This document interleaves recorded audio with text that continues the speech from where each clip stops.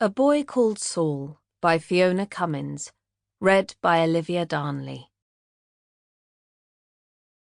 For Dad, who taught me the power of stories. Chapter 1.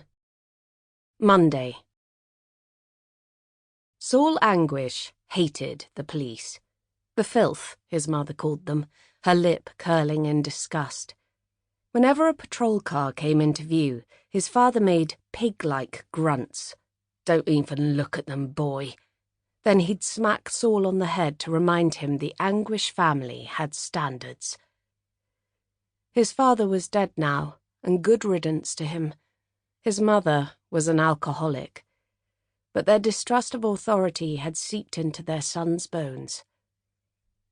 The boy called Saul crouched on the damp sand, inspecting it. He was not yet a man, although tall enough to pass for one. Wind ruffled his hair, which was so white it seemed part of the sky. He shivered. It was a bitter day, and the horizon was heavy with cloud. Even so, it was clear enough to see the small island in the distance, nestled among the salt lagoon and the trees. Saul studied the grains of sand, darkened by seawater. He frowned, curious to understand what he was seeing. A mound of sand moved steadily in a straight line as if it were alive. He tracked it across the beach until its progress was halted by the footpath. Then a crab burrowed its way out and scuttled towards the scrubby vegetation. He sucked in a breath. He had a good idea of its destination, an abandoned nature reserve on the island. Surrounded by mudflats and home to thousands of wildfowl, it had been reclaimed by the earth. He'd read all the newspaper stories and watched the Channel 4 programme alongside Gloria, but it had been closed to visitors for 3 decades. Still, Saul had never worried much about rules. He strode in the same direction as the crab. The air tasted of salt and seaweed. A pair of seagulls screamed at each other above his head. 15 minutes later, he'd crossed a narrow bridge and stood at the island's edge. Saul had been fascinated by the natural world since he could walk. Although he had grown up in the middle of the city, he longed for something different. As a child, he'd collected dead insects in matchboxes and studied their bodies.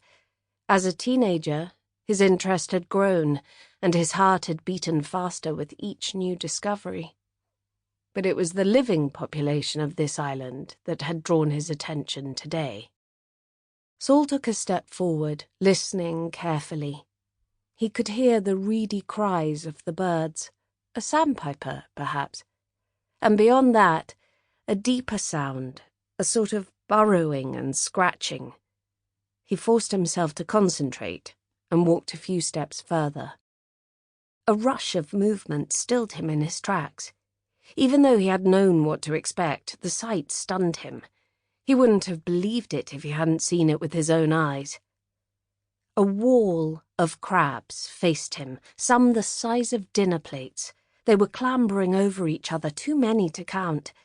But if Saul was forced to guess, he'd have said there were at least 50, 100, probably more. The authorities had closed the nature reserve for safety reasons after the crabs had invaded it.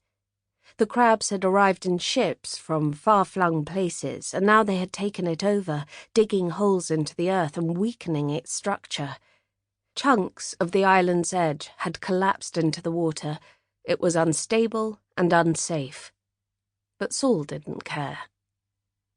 He watched them, fascinated. Their shells were dark and mottled, a muddy brown. Their claws were razor-sharp and hungry. An infestation. The stuff of nightmares.